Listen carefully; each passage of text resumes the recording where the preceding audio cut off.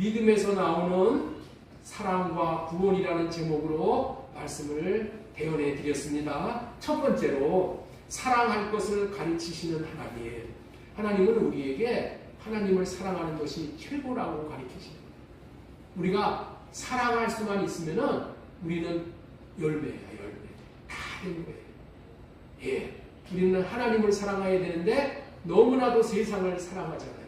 세상을 사랑하던 우리의 마음이 돌이켜서 하나님을 사랑할 수 있는 저와 여러분이 될 수 있도록 하나님은 사랑을 가르치시는데 두 가지의 방법으로 가르치신다고 말씀을 드렸죠. 일반 계시를 통해서 가르치고 특별 계시를 통해서 가르친다. 일반 계시를 통해서 가르친다는 것을 지난번에 농작물이 열매를 맺는 것을 통해서 가르쳤어요. 농작물들이 주인이 밭에다가 씨를 뿌려주면 그 씨를 뿌려준 것이 너무나도 감사하여서 그 씨가 계속해서 이제 주인을 사랑하는 마음으로 열심히 자라지요. 그래서 알곡을 내잖아. 열매를 내잖아.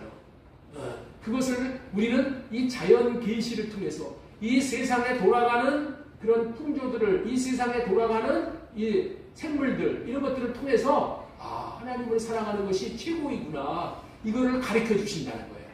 믿지 않는 지금 사람들에게 지금 그거를 지금 가르치고 있어. 그래서 정말 이 깨어있는 사람들은 하나님이 계시고 하나님이 사랑하신다는 것을 다 알게 된다. 이게 믿지 않는 사람들을 통해서 가르치는 방편이 일반 계시야. 그러나 우리는 일반 계시로 가르침 받는 거에서 더해서 특별 계시를 통해서 하나님을 사랑하는 것이 최고라는 것을, 하나님을 사랑하는 것이 내 인생을 성공하는 것이고 열매를 맺는 것이라는 것을 가르친단 말이에요. 특별 계시로. 그래서 우리 마태복음 22장 36절에 보면은 특별 계시로 가르치는 말씀이 선생님, 율법 중에서 어느 계명이 크니까? 예수님께서 이르시되 내 마음을 다하고 목숨을 다하고 뜻을 다하여 주 너희 하나님을 사랑하라. 주 하나님을 사랑하는 것이 내 목숨보다도 더 귀하다는 것을 가르칩니다. 이렇게 이 말씀이 이해가 되고 깨달아지면은 그거는 이제 단계에 오르는 거예요. 근데 이게 무슨 얘기인지 내 목숨보다도 하나님을 어떻게 더 사랑하고 그렇게 할 필요가 뭐 있어? 이러면은 아직이야, 아직. 예. 가장 크고 첫째 되는 계명이 사랑하는 거라는 거예요. 하나님을 사랑하는 사람은 이웃을 사랑할 수 있어요. 이 두 율법이 온 율법과 선지자의 강령입니다. 강령이라는 것은 가장 핵심이다. 성경 가르침의 가장 핵심이 하나님 사랑하라는 것이다. 그 다음에 두 번째는 열매를 맺지 못한 사람의 자세가 어떻게 해야 되는가. 열매를 맺지 못했어. 첫 해를 주인이 찾아와서 열매를 구했는데도 열매가 없어. 두 번째 와서 열매를 구했는데도 인택제도 열매가 맺혀지지 않아.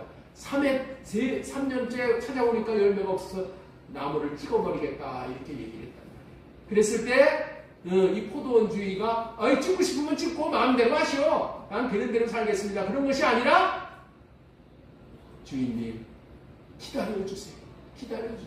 내가 한 해만 더 기다려주시면은 내가 좋은 열매를 맺도록 내가 노력하겠습니다. 이 노력하겠다는 얘기가 뭐예요? 사랑하는 거예요. 주님을 더 사랑하기를 힘써 보겠습니다. 사랑의 열매를 맺겠습니다. 그런 자세가 필요하다는 거예요. 우리의 열매 없는 모습을 하나님이 보여주실 때 그냥 되는 대로 살지. 이제까지도 이렇게 살았는데 이런 마음을 가지면 안 된다. 하나님, 내 열매 없는 모습, 이 부끄러운 모습을 용서하여 주시고 발레시켜 주셔서 이제는 올 한 해는 열매 맺고 주님 앞에 열매를 드리도록 하겠습니다. 이런 자세에 필요하다는 거예요. 그래서 세 번째로 사랑하는 자의 삶의 모습은 어떠냐. 우리 아가서 6장 10절 한번 읽어보도록 하겠습니다. 아침 빛같이 뚜렷하고 달같이 아름답고 해같이 맑고 깃발을 세운 군대같이 당당한 여자가 누구인가?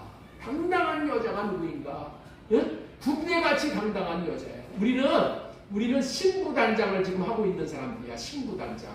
예수님을 신랑으로 모시기 위해 신부단장을 하는 모습인데 신부단장은 그냥 미딘지 이렇게 아름다운 여자를 신부단장이라고 하진 않아. 군사와 같이 군대와 같이 당당한 여자가 신부단장을 하는 여자예요. 예수 그리스도를 위해서라면은 내 목숨까지 내놓을 수 있는 그런 사람. 예수 그리스도를 사랑하는 그런 일이라면은 시몬의 집에 죄인이라고 정죄하는 시몬의 집이라도 찾아가서 예수님을 사랑하는 모습을 보이는 거예요. 네? 누가 나를 뭐라고 하더라도 어떻게 한다고 해도 내가 예수님을 사랑하는 그 일편단심의 그 마음을 내가 꺾지를 않아요. 그리고 당당하게 나가서 내가 이렇게 예수님을 사랑합니다. 그 사랑의 모습을 표현하는 거. 그런 여자가 신부단장이 된 여자. 군대와 같이 깃발을 세운 군대같이 당당한. 깃발을 세운다는 얘기는 전쟁 치르러 나가는 것을 할 때 깃발을 세우면서 군대가 움직이잖아요. 이렇게 당당한 모습의 여자. 이런 여자가 하나님을 사랑하는 자의 모습이라는 것을 우리에게 오늘 지난주에 말씀을 해 주셨잖아요. 이러한 삶의 한 주간이 되었는 줄로 믿습니다. 긴 명절 기간 주님의 마음을 나타내는 한 주간 되셨는 줄로 믿습니다. 저는 젊었을 때 복에 대해서 잘 알지 못했을 때에는 우리나라가 신년 명절을 2번이나 쉬는 거, 이중과세 한다고 그러잖아요. 이중과세 하는 것을 볼 때마다 아주 제가 못마땅하게 생각을 했었어요. 우리나라가 신년 명절을 2번이나 쉬는 이것이 과연 옳은 것이냐. 왜냐하면은 신년 명절을 2번씩이나 쉬면은 언제 일을 하느냐. 언제 일을 해. 우리나라가 지금 수출해서 먹고 사는 나라인데 수출은 정말 경쟁이 치열하잖아요. 그런데 신년 연휴를 한 번씩 쉬는 외국과 일본과 같은 나라와 경쟁이 되겠냐는 거야. 이런 생각이 들어서 제가 아주 못마땅하게 생각을 했었어요. 그런데 요즘 와서는 생각이 많이 바뀌었어요. 왜냐하면은 명절을 2번씩 쉬니까 명절을 맞이하는 사람들의 입에서 좋으니까 무슨 일이 벌어져요? 새해 복 많이 받으세요. 이렇게 축복을 해주잖아요. 그런데 그 축복을 2번 세니까 어떻게 돼요? 또 구정 때도 해주고 신정 때도 해주고 복을 많이 빌어주게 되는 것이 이야 이게 참 좋은 것이다. 2번 명절 쉬는 것이 이게 좋은 일이 있는 거구나. 복을 빌어주는 것이니까 얼마나 좋아. 이렇게 생각하기 때문에 이제 생각이 달라졌다는 거예요. 사실 저와 여러분들 자신이 열심히 일을 하는 것도 중요하지만 더 중요한 것은 하나님이 내려주시는 복을 받느냐 못 받느냐에 따라서 인생이 결정이 나는 것인데 신정 한 번뿐만이 아니라 구정까지 세니까 새해 복 많이 받으세요 라고 2번씩이나 복을 많이 받도록 빌어준다는 것이 얼마나 좋은 일이냐는 거예요. 그런 줄 아시고 복을 많이 빌어주세요. 사람은 무엇보다도 하나님이 내려주시는 복을 받아야 잘 되는 것이고 살 길이 열리는 것입니다. 그런 의미에서 오늘 복을 주시기로 예배해 놓으신 이 복된 날에 예배 드리면서 하나님이 내려주시는 만복을 받으시는 여러분들과 자녀들은 다 잘 될 것임을 믿어 의심치 않습니다. 사실 우리 민족이 5,000년 역사를 지닌 민족이지만은 한이 많은 민족이 된 것이잖아요. 한이 우리나라 사람들은 많잖아요. 한이 많은 민족이 된 것은 왜 그렇게 됐나? 복을 받지 못한 이유이기 때문에 그렇다는 거예요. 그리고 복을 받지 못한 것은 누가 복을 빌어주는 게 부족했다는 거예요. 누가 나에게 복을 빌어주는 사람이 없었어. 그런 민족이기 때문에 그런 면이 있다라고들 제 얘기가 아니라 많은 사람들이 그렇게 이야기들을 하고 있어요. 사실 우리나라 어른들이 아이를 키울 때 얼마나 힘들고 짜증나는 일이 생깁니까? 그러면 어린아이들에게 아주 심한 욕과 저주를 서슴없이 퍼부으면서 자식들을 키웠어요. 강단에서 할 말은 이런 말을 하는 것은 이런 표현을 하는 것은 아니지만은 이해를 돕기 위해서 이런 표현을 하는 것을 너그럽게 받아들여 주시기 바랍니다. 화가 나면 뭐라고 그랬냐면은 자식들을 보고 이 연병할 놈, 이 연병할 놈, 연병할 놈이 뭐야? 연병 여러분들 알지요? 연병에 걸려가지고 그냥 고생할 놈 이런 얘기라는 거야. 또 뭐라고 얘기냐면은 뭐라고 부모 말을 거스리면 이 나가서 뒤져라, 나가서 뒤지기나 해라 이런 얘기를 했단 말이야. 그리고 또 무슨 소리를 하냐면 이 바보 같은 자식 이런 말을 한다라든가 또 무슨 말을 하냐면 이 빌어먹을 놈, 이 빌어먹을 놈이라는 이런 말, 이로 입에 닿지 못할 저주스러운 말을 많이 했어. 응? 제가 어렸을 때 시골에 살 때 이런 얘기를 무지무지 들은 거야. 대신에 복을 빌어주는 말은 거의 안 했어. 그리고 딱 한 가지 복을 빌어주는 말이 여기서 복이라고 찾아볼 수 있다는 거예요. 뭐라고 그러냐면 아이들이 옛날에는 요즘에는 애들이 참 이성적으로 잘 자라. 그런데 옛날에는 애들이 여기다 이렇게 코를 흘려. 누런 코를 쭉 흘린단 말이야. 그래갖고 들어서면 코가 또 쏙 들어가고 또 줄줄 흘러나오고. 그래서 여기다가 수건을 하나씩 차고 되겠잖아요. 예?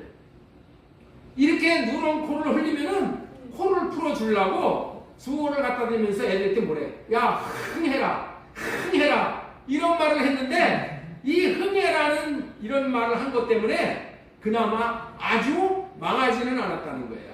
왜 망하지는 않았냐? 흥해라 이런 얘기는 뭐야? 잘 되라, 잘 되라. 이렇게 받아들일 수 있기 때문에 이렇게 받아들여서 잘 되라는 소리를 이것밖에 한 적이 없다는 거야. 우리 아이들한테 이 말밖에 잘 되라는 말을 하지 않고 자기 자식들을 키웠으니 자식들이 잘 될 수가 없어서 5,000년 역사에 우리나라가 1,000번 가까운 전쟁의 소용돌이 가운데서 고생을 어마어마하게 하고 중국한테 여러분들 요즘에 우리나라가 뭐 중국 편으로 들어간다 막 제가 이래 얘기했는데 5,000년 역사 동안에 중국한테 당한 거는 이로 말할 수가 없어요.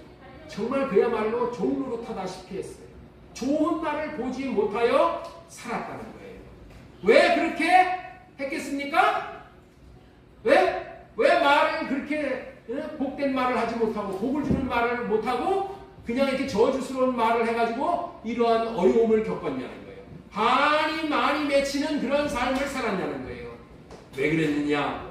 말이 어떤 존재인지를 몰랐기 때문이야. 말이 어떤 존재인지를 몰랐다는 거예요. 말에는 능력이 있습니다. 어떤 말을 하는가? 그 말이 큰 영향력을 미치는 거예요. 결국에는 말대로 되어 버린다는 거예요. 우리 하나님은 말씀하시고 이루신다고 하셨잖아요. 내 귀에, 하나님의 귀에 들린 대로 시행하신다고 하셨어요. 하나님의 귀에 무슨 말이 들리는지 그 들리는 대로 시행한다는 거예요. 아이들이 이 망할 놈, 빌어먹을 놈 이런 말을 아이들한테 하면은 그 아이들이 그런 인생이 된다 이런 얘기야. 사람은 하나님의 형상으로 창조되었기에 사람의 말도 능력이 있는 거예요. 그러니 우리는 축복의 말, 위로의 말, 감동을 주는 말, 살리는 말, 하나님의 마음을 배어나는 축복의 말을 하면은 자신과 자신의 주위가 다 복을 받고 잘 되는 역사를 보게 되어질 것입니다. 그래서 오늘은 말에 대한 교훈을 받고자 말에 대한 이야기를 하면서 영적, 육적인 복을 육적인 복을 받기를 바라는 마음을 가지고 새해 이 음력으로 새해 첫 주일에 복을 받는 원리에 대한 설교를 하면은 의미가 있다고 생각하여서 하나님께서 복을 주시는 원리라는 제목으로 하나님의 말씀을 대언하고자 하는 거예요. 우리 한번 따라서 한번 하겠습니다. 하나님께서 복을 주시는 원리. 하나님께서 복을 주시는 원리. 예. 띄워주시오. 하나님께서 복을 주시는 원리라는 제목으로 설교를 하고자 합니다. 첫 번째로 전해드리고 싶은 말은 복을 주시어 잘되게 하시는 하나님. 하나님은 어떤 분이시라고요? 복을 주시어서 잘되게 하시는 하나님이요. 하나님은 우리에게 복을 주셔서 어찌하든지 저와 여러분들이 잘되게 하시는 분이야. 하나님은 잘되게 하시는 분입니다. 옆에 있는 분에게 축복 한번 해주세요. 같이 한번 축복해 주세요. 하나님은 당신을 잘되게 하시는 하나님이십니다. 하나님은 복을 주시어 잘되게 하시는 하나님이셔요.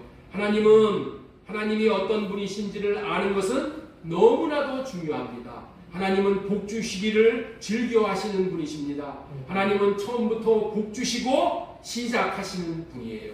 왜냐하면 처음부터 복을 받아야 잘 될 수 있기 때문이라는 거예요. 첫 단추가 잘못 끼면 안 되잖아.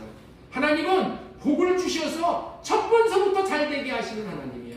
하나님은 부족함이 없으신 분이십니다. 하나님은 충만하신 분이야. 하나님은 모든 것이 다 충만하신 분이야.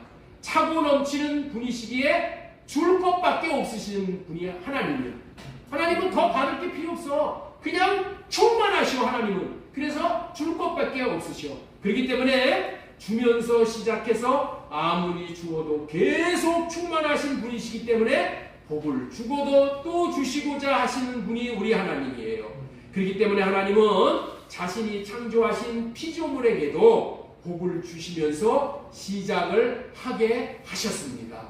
창세기 1장 1절에서 천지를 창조하시고 3절서부터 21절까지 만물을 창조하시는 내용이 나와요. 만물을 창조하시고 질서를 주시는 거예요.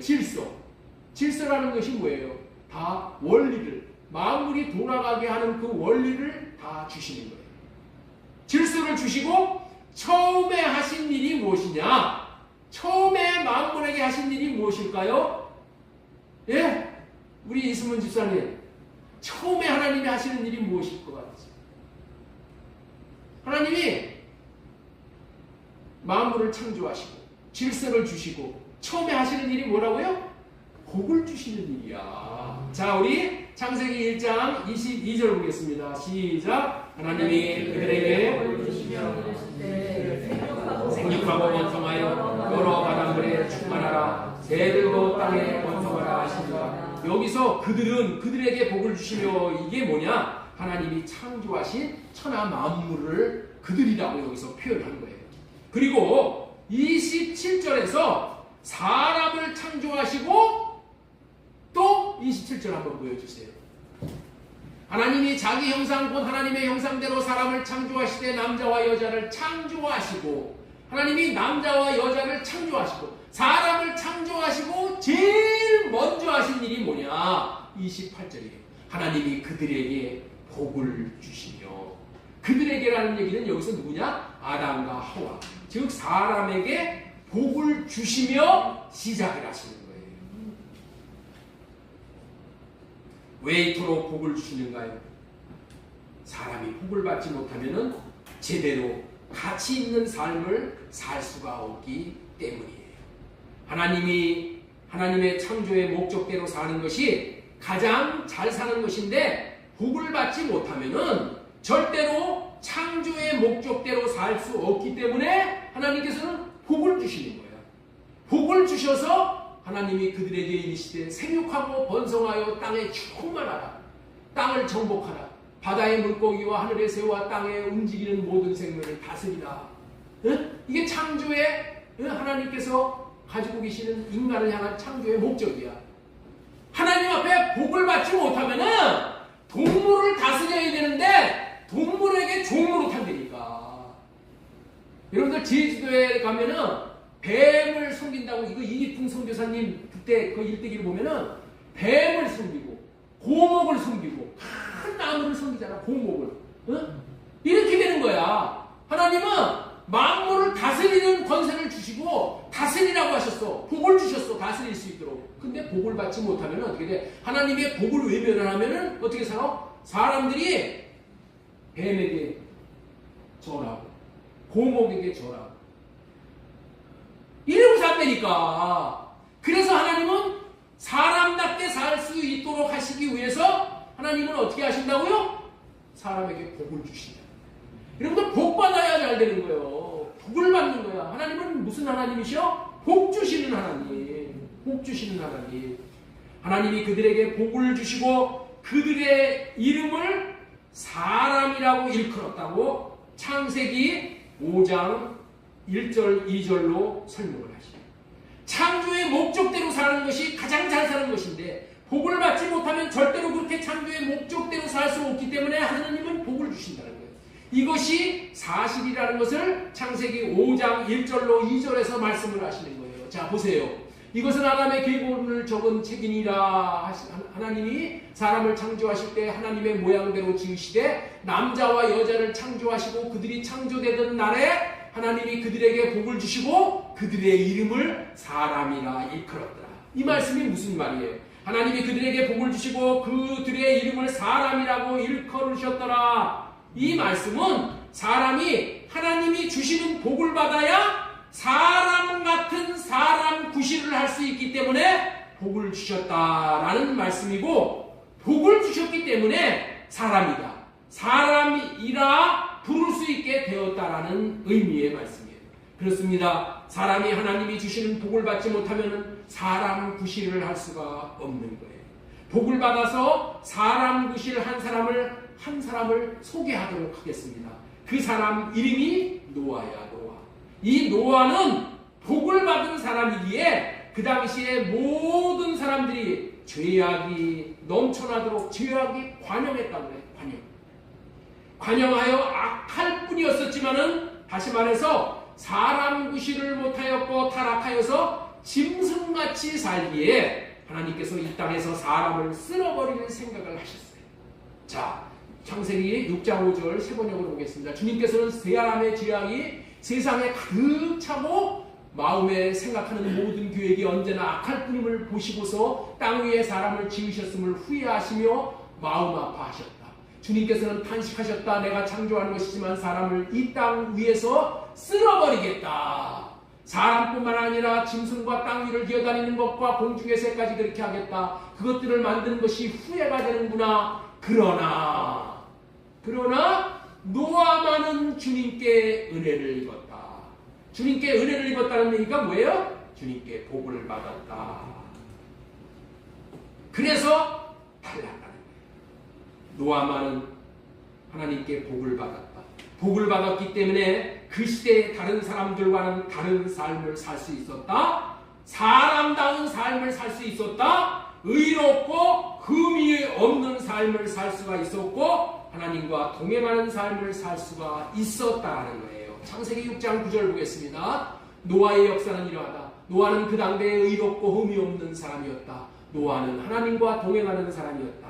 그래서 노아는 하나님께 방주를 짓는 일을 맡아서 잘 지어서 구원을 받을 수가 있었던 거예요. 노아가 이런 일을 할 수 있었던 유일한 이유는 복을 받았기 때문이라는 것을 우리는 깊이 깨달아야 하는 거예요. 그리고 방주에서 나와 이제는 온 천하 만물 중에서 이제 노아의 8식구밖에 없어. 온 천하 만물의 주인이 누가 됐어? 노아가 됐다는 거예요. 노아. 그랬을 때 노아가 또 사람다운 사람 역할을 계속하면서 할 수 있도록 하기 위해서 새로운 시작을 할 때도 하나님께서 노아에게 뭐를 주셨다? 복을 또 주신다. 복을. 창세기 9장 1절 하나님이 노아와 그 아들에게 복을 주시며 그들에게 이르시되, 이게 노아 방주에서 바로 나와서 하나님이 하신 말씀이에요.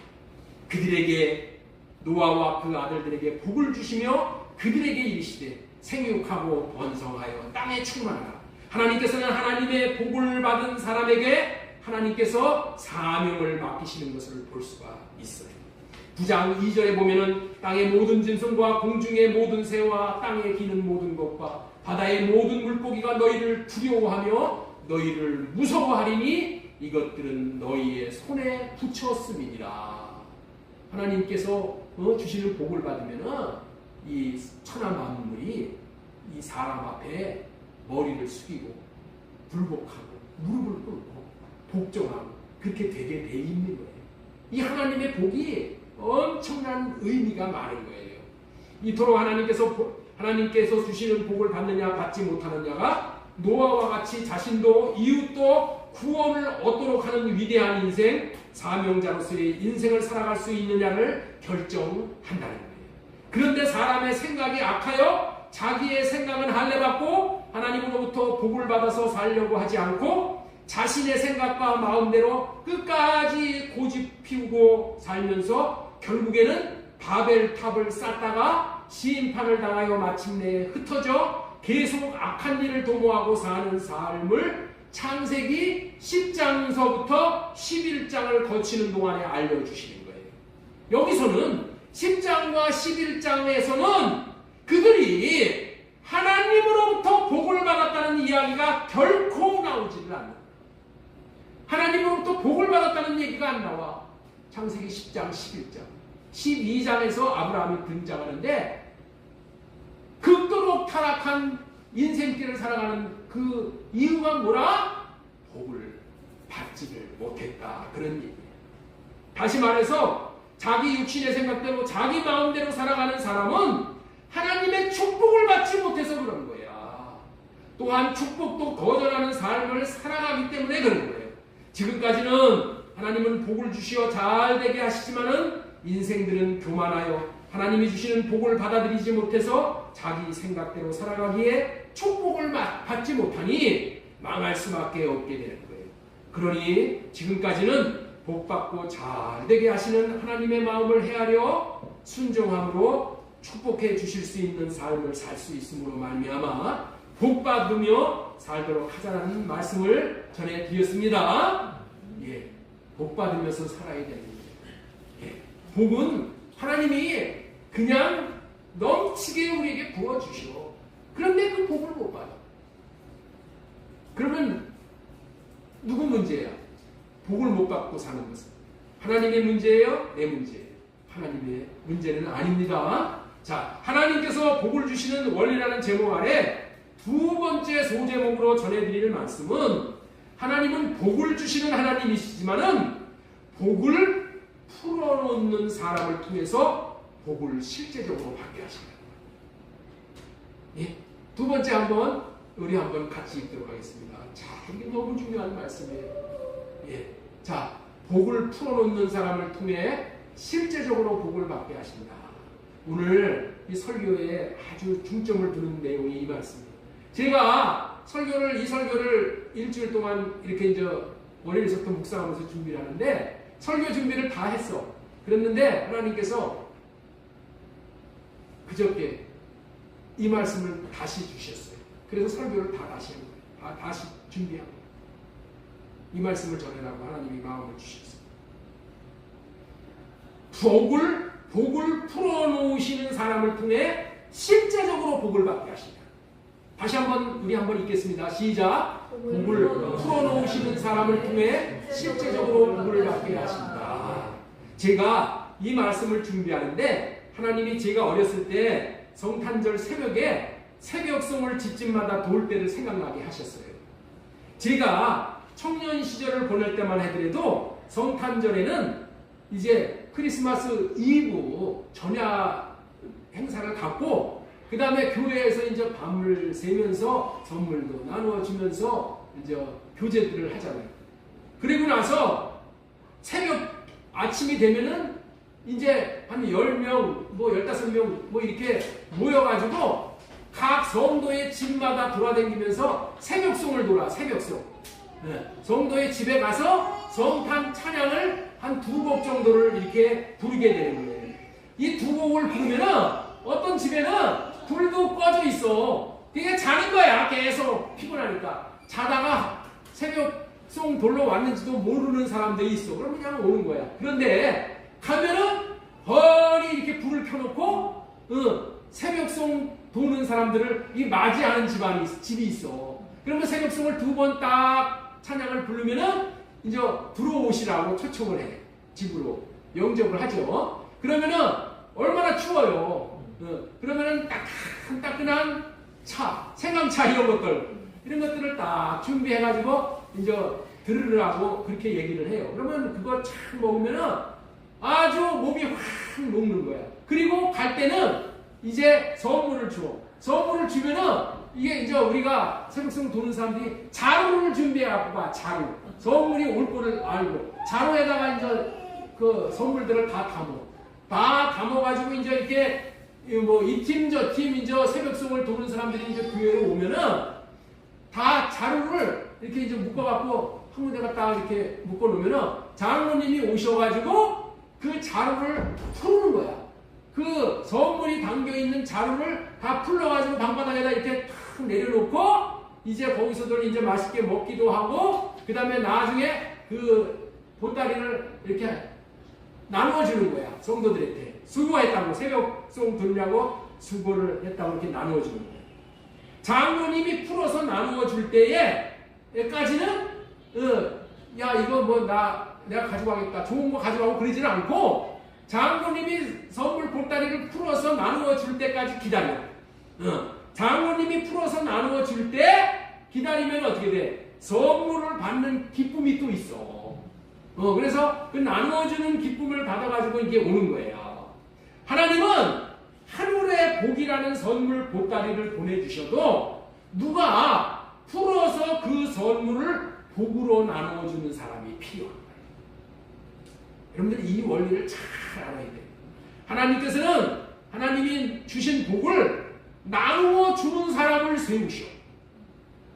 하나님이 복을 이렇게 내려주시는데 그 복을 나누어주시는 사람을 각자에 맞게끔 복을 나누어주는 사람을 하나님께서 세우신다는 거야. 그 사람을 뭐라고 부르느냐? 제사장이라고 부르는 거예요. 제사장. 오늘 본문의 말씀에서는 족장이라고 불러. 족장. 족장은 뭐예요? 부족의 우두머리야. 우두머리. 예. 하나님 나라의 부족의 우두머리는 역할이 어떤 사람이야? 이걸 가지고 또 뭐라고 그러냐? 열국의 아버지라고 불러. 열국의 아버지. 오늘날은 목사님이라고도 부르고 아버지라고도 불러. 아버지. 이게 부르는 거예요. 하나님은 놀라운 방법으로 하나님이 주시는 복을 받아 누리도록 하시는데 하나님은 복자루에 담아서 주시는 복동이를 하늘에서 내려주신단 말이야. 이 복동이를 내려주시는데 그 내려주시는 이 복이 복인 줄로 모르는 사람들이 많아. 왜? 보따리에다 담아다가 내려주니까. 그래서 이 누가 필요하다? 복을 풀어놓는 사람이 필요하다는 거예요. 그 복을 풀어놓는 사람이 아니면은 복이 뭔 줄을 모르고 그냥 지나치는 경우가 대부분이라는 거예요. 하나님은 복을 주실 때도 사람을 통해서 실제적으로 이것이 복이다라는 것을 깨닫게 해서 복이 되게 해주시는 거예요. 예를 들면은 하나님은 성경을 우리에게 복동이로 주신 거예요. 복동이로. 응?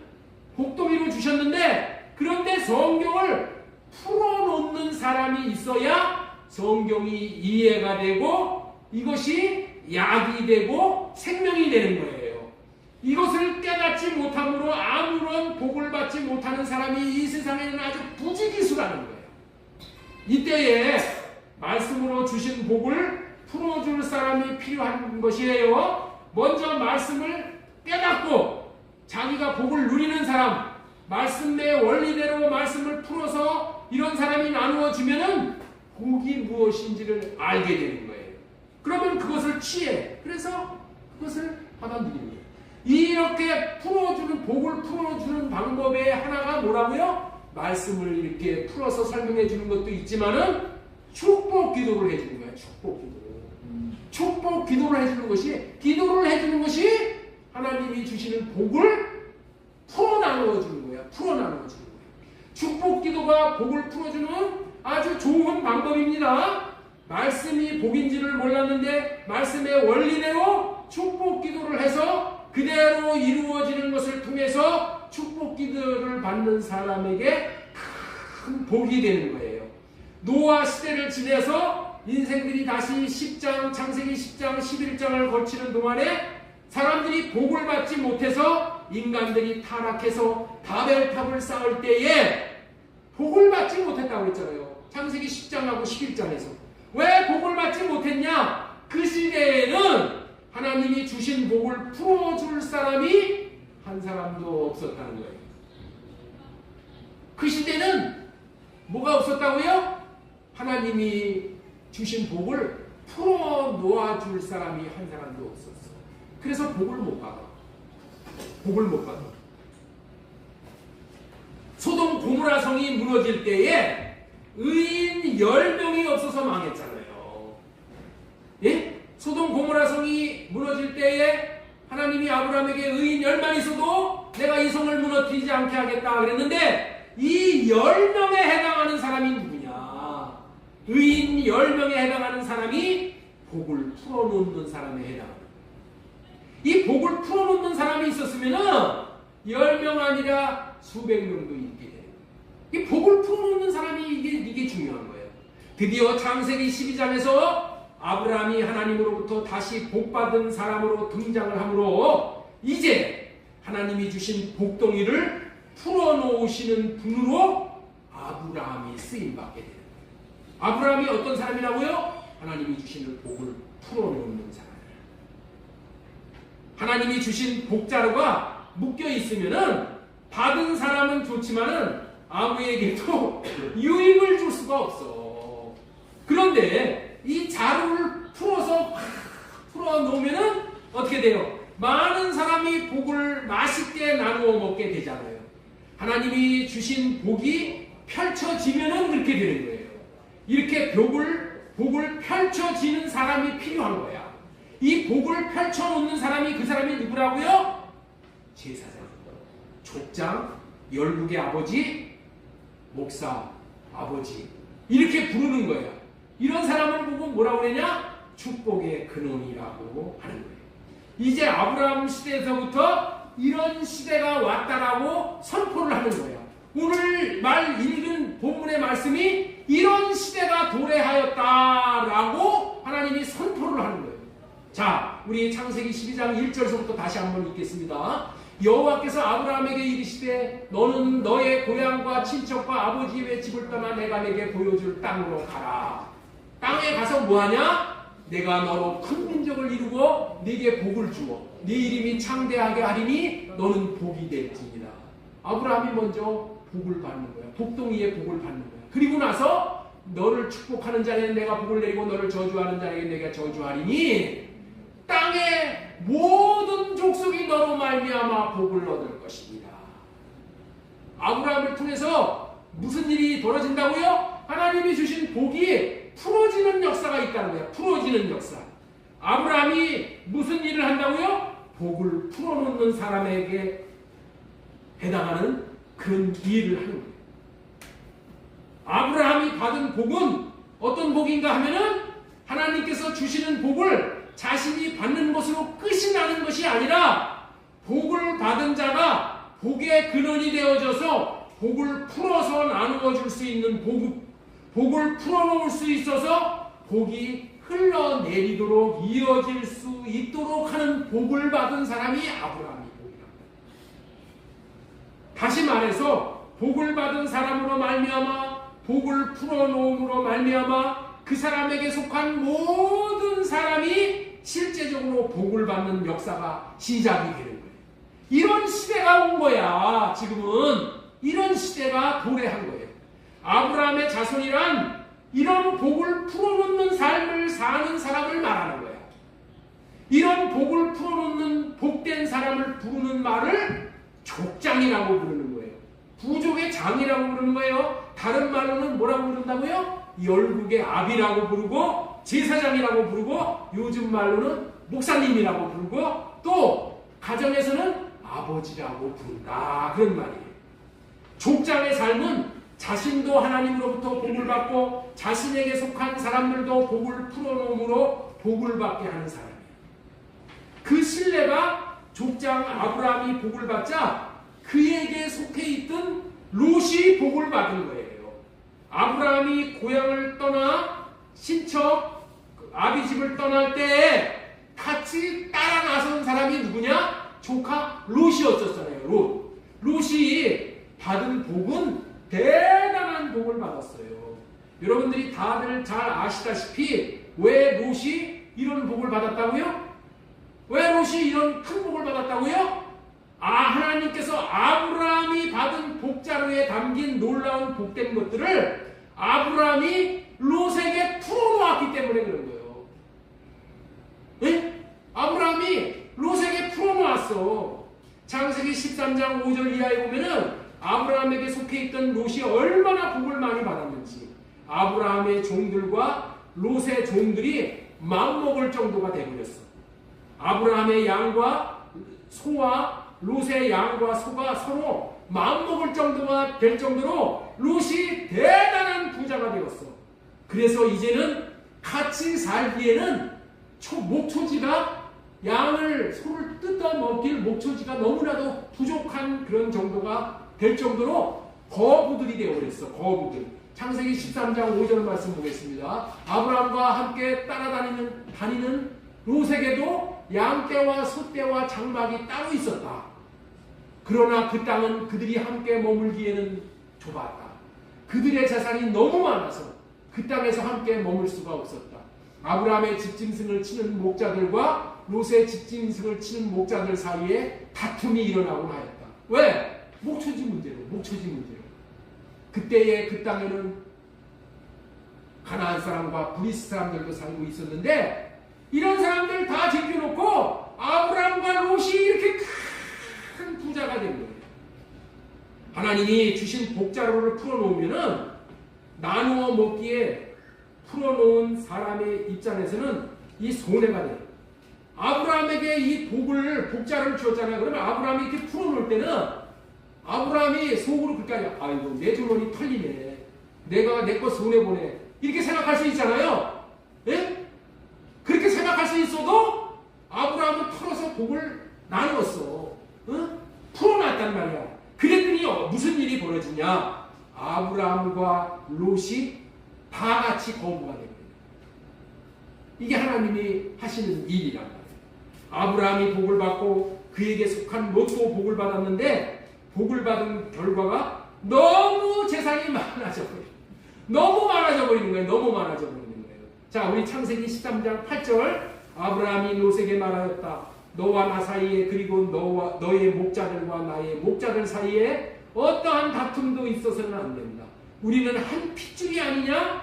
네가 보는 앞에 땅이 얼마 있는지 있으니 따로 떨어져 살자. 네가 왼편으로 가면 나는 오른쪽으로 가고 네가 오른편으로 가면 나는 왼쪽으로 가겠다. 이런 말을 할 정도로 어떻게 이토록 롯이 부자가 될 수 있었어요? 롯이 아브라함에게 속해 있었으므로 아브라함이 받은 복이 롯에게도 풀어짐으로 복이 롯에게 이어져 내려갔기 때문이에요. 롯이 아브라함에게 속해 있었다는 말이 무슨 의미입니까? 여러분들은 이 의미를 잘 알아야 되는 것입니다. 복을 풀어놓았다는 말, 이 말의 의미는 아브라함이 롯을 위해 축복 기도를 해줌으로 복이 풀어졌기 때문이라는 말이에요. 아브라함이 롯을 위해서 계속 축복 기도를 하는 거예요. 축복 기도. 복을 계속 빌어주는 거예요. 그리고 복을 빌어줄 뿐만 아니라 자기 것도 실제적으로 주는 거예요. 축복 기도를 해줄 때 하나님이 내려주신 엄청난 복주머니가 풀어짐으로 기도를 받은 사람들이 실제적인 복의 수혜자들, 거부들이 되는 거예요. 여러분들이 청소년 비전교회에 속해 있다는 말이 무슨 의미입니까? 여러분들이 이 교회에 이 목사, 영적인 아버지가 복을 풀어놓는 하나님의 종이라는 것을 아시고 계시죠? 여러분들은 이 복을 풀어놓음을 받고 사는 누리고 사는 복된 성도들이 되었다는 말이야. 이게 청소년 비전교회에 속해 있다는 그런 의미예요. 이것이 새 언약의 말씀이 풀어졌다는 말이에요. 할례 언약이 풀어졌다는 말이에요. 저를 통해서 풀어줌으로 축복 기도를 공급받고 사는 분들이라는 그런 말이란 말이에요. 여러분들이 우리 교회 나와서 저를 통해서 저에게 하나님께서 주신 복을 여러분들에게 풀어주시지 않으면 여러분들이 할례 언약이 뭔지 새 언약이 뭔지 우리가 육신의 생각을 할례받고 주님이 주시는 마음으로 사는 것이 얼마나 위대한 삶을 살게 하는지 그런 걸 언제 알 수가 있어요? 저를 통해서 하나님이 풀어주시기 때문에 그걸 아는 거야. 네? 여러분들이 다른 교회 나가서 뭐 할례 언약이 뭡니까? 아브라함이 고추 자라는 것을 할례 언약이라고 밖에 알아요? 그게 아니라 할례는 표면적 할례가 아니라 이면적인 할례. 우리 마음의 할례를 받는 것이다. 우리 마음의 양심의 가죽, 마음 가죽을 벗겨내는 것이 그게 할례다. 그래서 그 할례를 받게 되면 주님의 마음이 와서 우리가 주님이 주시는 마음으로 하나님을 사랑하고 이웃을 사랑할 수 있게 해주신다. 오늘 안신혁 전도사가 설교한 내용도 동일한 의미의 설교인데 내 노력으로 살 수 있다라고 생각하는데 내 노력으로 어떻게 살 수 있냐? 하나님이 주셔야지 우리는 살 수 있는 거예요. 하나님이 힘 주시고 마음 주시고 건강 주시고 모든 자원을 다 하나님이 주시는 거예요. 네? 그래서 우리는 하나님의 자녀답게 풀어놓는 삶을 살아갈 수가 있는 건데 이 은혜가 말씀을 통해서 깨달아질 때 이것을 붙잡아서 이제 하나님이 주시는 마음을 구해서 주님의 마음으로 하나님을 사랑하고 이웃을 사랑할 수 있게 됩니다. 우리가 하나님을 어떻게 사랑을 해? 우리가 하나님을 어떻게 사랑하냔 말이에요. 나에게는 사랑할 수 있는 마음이 없어. 사랑할 수 있는 마음은 오직 주님이 주시기 때문에 사랑해요. 여러분들 그렇기 때문에 여러분들 그걸 알아야 돼. 사람들에게 구걸하고 살지를 말라는 거예요. 여기서 저기서 나 이거 부족하고 저거 부족하고 사람한테 구걸하고 그렇게 살 필요가 없어. 우리는 이제 예? 왜 사람한테 끼웃끼웃거려? 우리는 하나님에게 받아가지고 하나님이 주신 것을 나누어주고 사는 인생이요. 예? 하나님이 주신 것을 하나님에게 공짜로 받아서 사람에게 나누어주는 삶을 사는 거예요. 여러분들이 사람에게 가서 뭐를 얻어먹어가지고 구해가지고 동량질을 해서 받으면은 그거 뭐 알량한 거 받는 거야. 사람에게 받으면은 무슨 내기가 나오느냐? 나중에 뭐라 그래? 공치사는 거예요. 사람을 알량한 거 주면서도 내가 이렇게 해줬는데 네가 나를 몰라봐? 이런다는 거야. 자기 의를 나타내. 여러분들 그런 소리 들을 필요 없어. 우리는 어떻게 해야 돼요? 할례받고 내 육신의 생각 할례받고 주님에게 구하면 주님이 나를 제사장을 삼고 주님이 나에게 하늘의 복을 신령한 복을 땅에 기름진 복을 하나님이 다 주셔. 주신 거 가지고 우리는 나누어주는 인생을 살아가는 거예요. 여러분들 친척에게도 뭐 동창에게도 뭐 육적인 거고 뭐 대단하게 됐다고 그런데 코 빠져가지고 그냥 기죽지 말어. 하나님이 주시는 것이 최고야. 하나님이 주시는 최고의 복을 받을 수 있는 길을 저를 통해서 풀어지게 해주셨어. 첫째 것으로 살지 않고 둘째 것으로 살 수 있도록 하나님의 뜻을 이루며 살 수 있도록 하나님이 이미 다 공급을 받는 원리를 다 알게 해주셨어. 그러면 언제 어떻게 해야 돼? 이 하룻물을 파면 되는 거예요. 하나님이 주시는 마음을 받아서 그 마음으로 나도 먹고 아브라함처럼 나누어주는 거예요. 풀어놓고는 그런 삶을 살아갈 수 있게 되는 거예요. 하나님은 엄청난 복을 주셨음에도 불구하고 우리가 이 할례 언약, 새 언약을 몰랐을 때는 우리는 날마다 빈 그릇으로 살았어. 빈 그릇으로. 깡통 소리를 내면서 빈 그릇으로. 첫째 것으로밖에 살 수 없었는데 이제는 저를 통해서 이 하나님의 생명의 복음이 풀어지니까 주님의 마음을 받아 할례받고 죄로부터의 자유함을 누리고 주님의 마음을 받아 둘째 것으로 생명의 풍성함을 누리는 복을 실제로 누릴 수 있고 누리고 그렇게 살 수 있잖아요. 여러분들이 이걸 명심해야 되는 것입니다. 오늘 왜 이런 설교를 하시는지를 먼저 알아야 하는 거예요. 여러분들이 왜 이런 설교를 지금 하는가? 이거를 꼭 알아야 돼. 여러분들이 예수님을 믿고 새 언약의 중보자인 예수님을 믿고 이 할례 언약과 새 언약을 믿는 사람들은 이미 복을 받은 거예요. 복을 받고 이제 가정에 영적인 아버지, 영적인 어머니가 되어진 거예요. 그 복이 이제 어떻게 하면 된단 말이에요? 자손에게 풀어지기만 하면 되는 거예요. 자손에게 풀어지고 친척에게 풀어지고 이웃에게 풀어지고 그래서 자손, 이웃, 친척에게 풀어져 내려가도록 하는 것이 하나님이 원하시는 하나님의 뜻이라는 것을 깨달아 알고 살아야 한다는 거예요.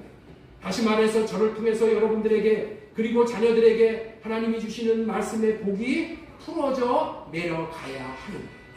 그것은 설교를 통해서이고 축복 기도를 통해서 그렇게 풀어져 내려가는 것입니다. 다시 말씀드립니다. 그것은 여러분들이 복의 근원이 되어져서 자손들에게까지 복이 한없이 내려가 천대까지 내려가도록 하는 것이 아브라함을 통해서 깨우쳐 주시는 진리의 말씀입니다. 그래서 저와 여러분이 오늘날 아브라함이 되는 제2의 아브라함으로 저와 여러분을 하나님께서 이미 세워놓으신 거예요. 세워주셨어요. 아브라함의 믿음을 가지고 복을 빌어주는 기도를 할 때 그런 풀어짐의 역사가 반드시 나타나는 것입니다. 그래서 영적인 거부가 되어지는 아브라함의 축복의 통로의 복이 반드시 저와 여러분에게 이루어지는 주인공들 다 되게 해 주실 줄로 믿습니다. 세상에는 하나님으로부터 먼저 복을 받은 사람, 그리고 먼저 받는 사람이 있는 거예요. 복을 먼저 받은 사람이 있고 또 지금도 받고 받을 사람이 있는 거예요. 먼저 받는 사람이 있어. 하나님은 이렇게 먼저 받는 사람들을 족장으로 세워주고 제사장으로 세워주고 먼저 주신다니까. 구약 성경이 이거를 얘기하는 거예요. 제사장에게 먼저 알려주시오. 하나님의 계시의 비밀을.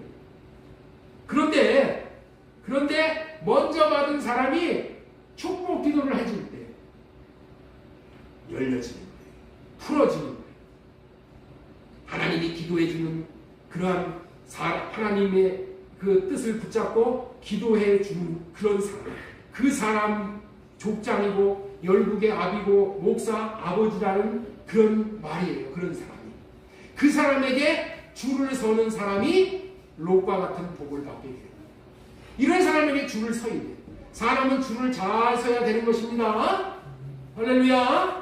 그렇습니다. 하나님께서 복동리를 주시는 사람, 그 사람에게 속해서 살 때 복이 풀어짐으로 영적인 복, 육적인 복, 물질적인 복까지 받아 누리게 되는 것입니다. 그 사람이 복의 근원.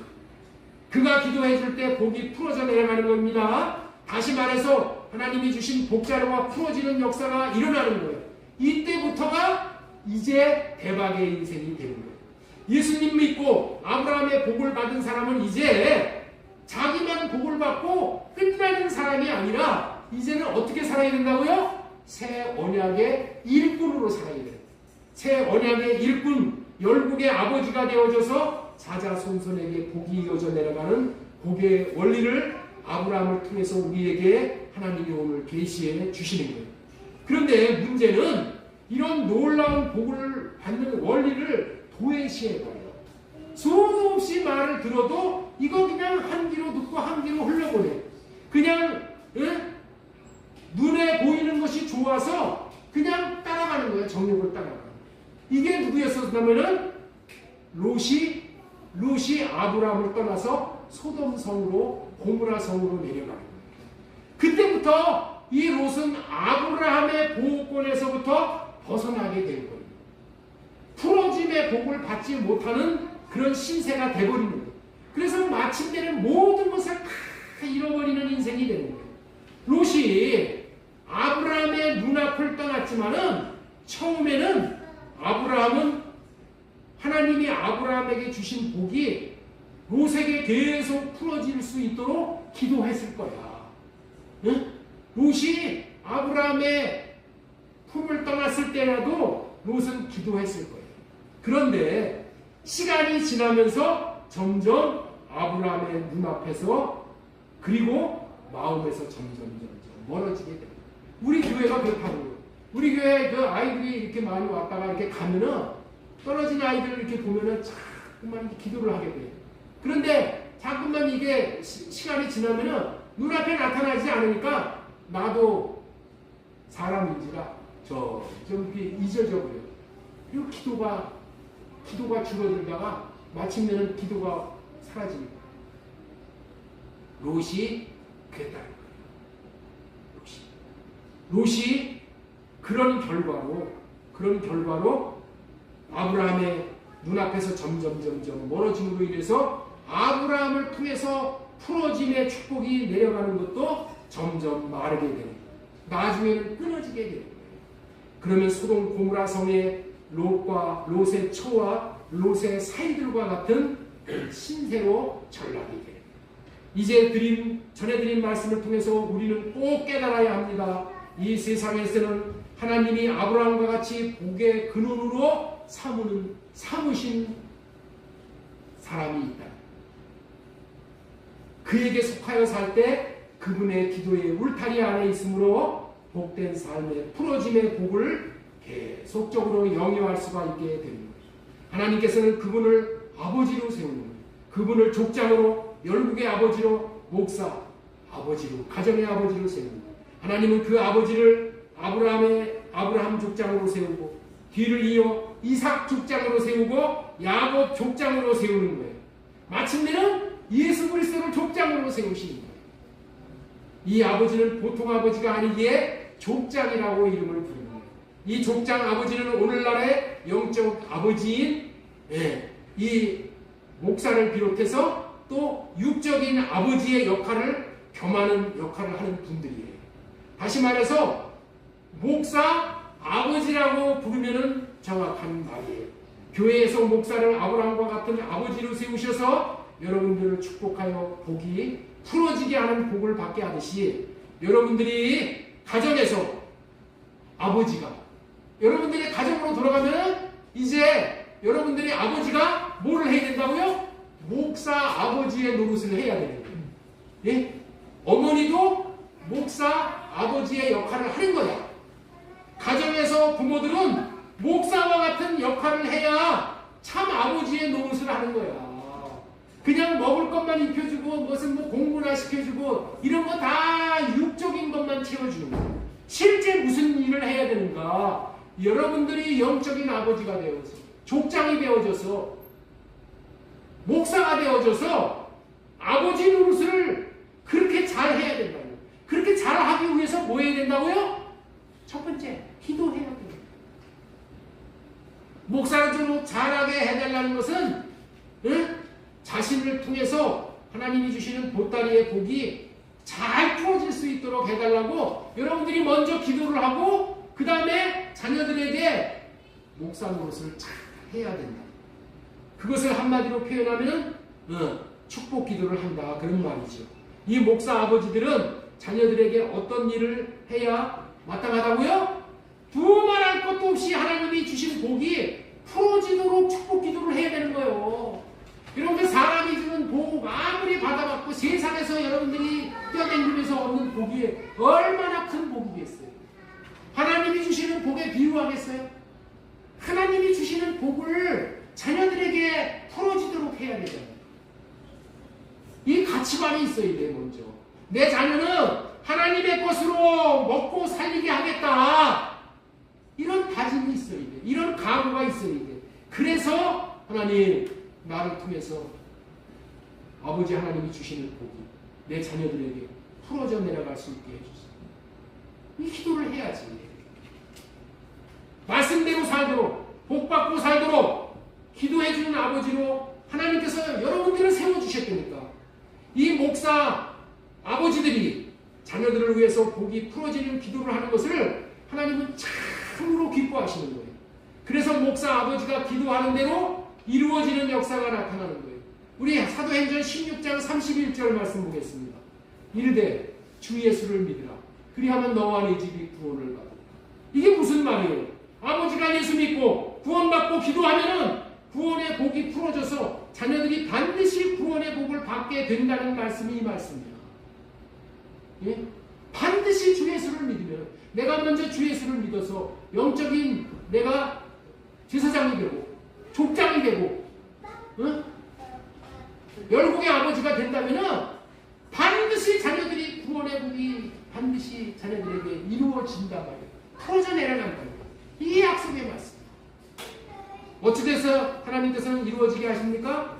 하나님께서 자녀들을 위해서 축복 기도를 하는 것을 하나님을 믿는 믿음의 사람으로 보시기 때문에 하나님이 축복을 해주십니다. 내가 여러분들에게 있죠? 틈만 나면 아이들을 붙잡고 기도를 해줘. 예? 어디를 가든지 아이들을 붙잡고 기도를 해줘. 내가 무슨 능력이 있어서 기도를 해주면 애들이 뭐 잘 되는 거예요? 아니요. 내가 기도를 할 때 하나님께서 내 믿음을 보시고 하나님이 자녀를 축복해 주시는 거예요. 내가 그런 믿음이 있기 때문에 자녀들을 위해서 여기 교회 나오는 아이들을 위해서 손을 얹고 기도를 하는 거예요. 내가 능력이 있어서 내가 무슨 뭐 대단한 복을 끌어오는 능력이 아니라 내가 손을 얹고 기도할 때 하나님이 내 믿음을 보는 거예요. 아, 내가 손을 얹고 기도를 하면은 아이들이 잘 될 것이라고 그 믿는 믿음을 하나님께서 기쁘게 보시는 거예요. 그래서 자녀들에게 다 복이 이루어지는 거예요. 어디를 가든지 내가 손을 얹고 기도를 하는 거예요. 우리 재준이네 집에 가도 그렇고 성현이네 집에 가도 그렇고 성주를 만나도 그렇고 우리 문동현 집사님네 집에 가도 그렇고 내가 항상 기도하려고 그렇게 힘쓰는 이유가 뭐예요? 하나님이 그 믿음을 기뻐하신다는 거예요. 그리고 하나님의 복을 주시는 거예요. 나는 손을 내밀고 기도를 했을 뿐인데 복은 하나님이 주시는 거예요. 여러분들 이런 믿음을 가지고 자녀들을 위해서 축복 기도해요. 여기서 자녀들을 위해서 손을 얹고 축복 기도하시는 분들 손 들어보시죠. 예, 그렇게 해요. 그렇게 해요. 자녀들을 위해서 손을 얹고 축복 기도를 합니다. 여러분들 있죠? 목사 아버지가 기도하는 것을 하나님을 믿는 믿음의 기도로 받으시고 축복을 하시지만은 똑같아요. 여러분들이 자녀들을 위해서 기도하는 거 그거 아주 기쁘게 받으실 거예요. 그래서 항시 자녀를 기도로 키우는 거예요. 신기한 것은 기도대로 자녀들이 잘 되는 것을 나중에는 결국에는 보게 된다. 자녀들은 부모의 기도의 열매를 먹고 사는 거야. 이거를 알아야 돼요. 자녀들이 뭘 먹고 산다고요? 부모의 기도의 열매를 따먹고 자녀들은 사는 거예요. 기도는 하늘의 신령한 복이 풀어지는 수단인 겁니다. 천국 열쇠인 거예요. 목사 아버지가 되어져서 자녀들을 위해서 기도하는 하나님은 그것을 믿음으로 보시고 축복은 하나님이 하신다는 거예요. 그래서 기도하는 자녀가, 기도하는 부모가, 기도하는 그 복을 자녀들이 받아 누리게 됩니다. 지금까지 두 번째 복을 풀어놓으시는 사람을 통해서 실제적으로 복을 받게 하신다. 이 말씀을 전해드렸는데 시간이 많이 갔지만 짧게 세 번째 대지까지 말씀을 드리겠습니다. 하나님의 대행자로서의 일부의 권한을 주심으로 복을 받게 하신다.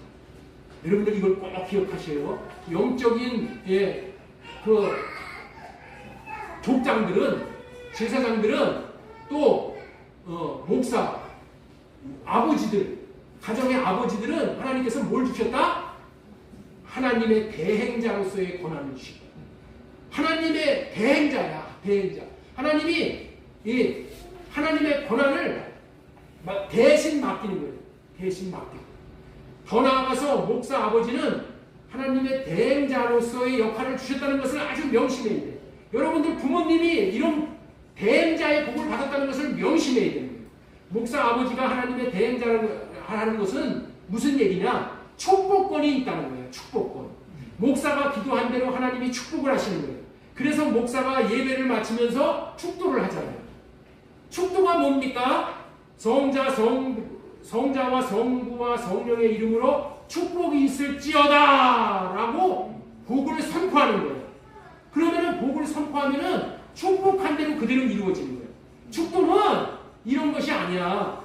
하나님, 우리 자녀들이 잘 되들 수 있도록 기도합니다.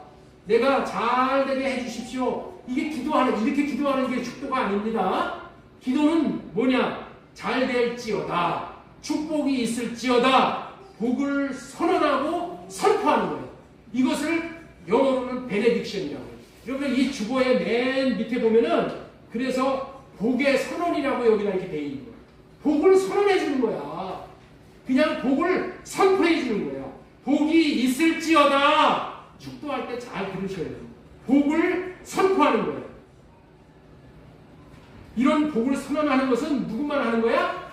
하나님만이 하실 수 있는 거예요. 복을 어떻게 선포할 수 있어? 복을 어떻게 선언할 수 있어? 그런데 그런 권한을, 그런 권세를 목사에게 주고 아버지에게 줬다니까. 그러니까 여러분들이 아버지는 이런 권세를 하나님이 주셨다는 것을 믿으셔야 돼. 그리고 이 권세를 가지고 자녀들을 위해서 축복을 하는 거야. 축복을. 그런데 목사가 축복하면은 그대로 이루어진다는 것을 모르는 사람들은 축도를 해도 아멘을 못해. 이게 비극인 거예요. 축도를 해가지고 복을 선포를 해주지요. 그럼 아멘을 못하면은 축복을 해도 축복이 되지를 않는 거야. 복을 풀어놔도 나에게 복이 임하지를 않는. 여러분들 아멘의 세계를 알아서 잘 실천을 해야 됩니다. 모든 복은 아멘으로 받는 거예요. 예? 하나님이 복을 풀어놓으시죠? 그러면 뭘로 받는다고? 아멘 하는 사람이 받는 거예요. 아멘. 하나님 그렇게 되기를 바랍니다. 아멘. 예수. 예배 시간 내내 아멘 한마디 안 한 사람은 복을 받지 못하고 돌아가요. 이해가 되셔요? 아멘으로 받는 거야. 하나님은 영적인 지사장, 족장, 목사를 통해서 복이 풀어지게 하는 거예요. 이 시간에 복이 풀어지는데 아멘으로 안 받아요. 그럼 뭐예요? 아무런 이유도 없고 그냥 가는 거예요. 이제는 돌이켜 아멘의 성도들이 되어야 합니다. 이제는 목사 아버지를 통해서 풀어지는 복을 아멘으로 받아야 돼요. 나는 어린이 예배를 드리는 사람들이 저쪽에서 어린이 예배를 드리죠. 일찍 끝나고 오셔서 축도를 받기를 바랍니다. 축도의 의미를 알고 이 축도의 권세를 받아 누려야 됩니다. 그래야 하나님이 주신 이 복주머니가 풀어지는 것을 다 받는 겁니다. 그래서 실제로 복이 되는 것이라는 것을 알기를 바랍니다. 축도가 얼마나 자신을 복되게 한다는 것을 아는 사람은 축도를 엄청나게 사모하는 거예요. 옛날에 어떤 교회에서는 잘 들어보셔요. 옛날 어떤 교회에서는 예배가 끝나는 시간을 찾아다니면서 축도를 받는 사람이 있다는 거예요. 예배가 끝나는 때마다 찾아다니면서 축도를 받는다는 거예요. 여러분들 다 이것이 옳다고 할 건 아니지만은 축도가 얼마나 중요한지를 아는 사람들이 이렇게 이런 행동을 하는 거예요. 그래서 우리 교회에서도 청소년 예배를 다 드리고 나서 이 전도사가 축도를 할 수가 없기 때문에 목사인 제가 꼭 축도를 하는 거예요. 왜냐하면 축도를 통해서 하나님의 복이 풀어지는 거예요. 축도는 하나님의 대리자의 입장에서 복을 선포하는 거기 때문에 반드시 이루어지는 것이고 실제적으로 복이 되는 거예요. 이 복을 받아서 롯이 그렇게 거부가 된 거예요. 여러분들이 자녀들이 복을 받기를 원한다면 여러분들이 자녀를 위해서는 이렇게 축도를 해야 하는 것입니다. 다른 사람을 위해서는 목사만 축도를 해야 돼요. 여기 교회 와가지고 평신도들이 올라와서 축도합니다. 이렇게는 하면 안 돼요. 네? 그런 권한을 평신도에게는 준 적이 없어. 그러나 여러분들이 아버지는 자기 자녀에게는 축도할 수 있는 권세를 주셨어. 이해가 되셔요? 네. 이 축도에 대해서 이 복을 빌어주는 것에 대해서 설교한 적이 많은데 시간 관계상 다 할 수가 없어요. 그렇기 때문에 하나님께서 축도할 수 있는 권세를 부모님에게 주셨다는 것을 꼭 기억하고 여러분들이 항상 아이들이 학교를 갈 때도 복을 빌어주고 갈게요. 들어올 때도 복을 빌어주고 들어오고 나가고 축도를 해주셔요. 세상에서는 뭐 입 맞추고 사랑 표현하라고 그러죠. 그것보다도 더 최고의 것이 뭐냐? 하나님이 주시는 복을 축복을 빌어주는 거예요. 나는 2025년도에 우리 교회 부모님들이 우리 자녀들을 다 축도해 줄 수 있는 부모님들이 되기를 바랍니다. 그래서 그 복이 하나님이 내려주시는 복을 다 받아서 우리 교회의 어린 영혼들이 다 잘 자라서 종려나무같이 번성하고 백향목과같이 성장했습니다. 교회의 기둥들 다 될 수 있기를 바라는 거예요. 이렇게 축도를 하면은 자녀들이 잘 돼서 축도해서 내가 이렇게 복을 많이 받았다는 것을 알고 자녀들이 부모에게 효도하는 거예요. 그래서 자녀들이 이 땅에서 잘 되고 장수하게 됩니다.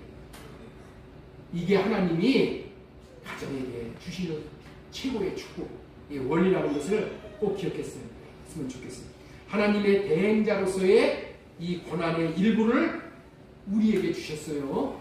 이것이 뭐라고요? 축도법이에요. 꼭 기억하셔요. 어머니도 축도하고 아버지도 축도하고 계속해서 하여튼 복을 빌어주셔요. 복을 빌어주시면은 하나님이 그 복을 빌어주는 기도를 하나님이 들으셔.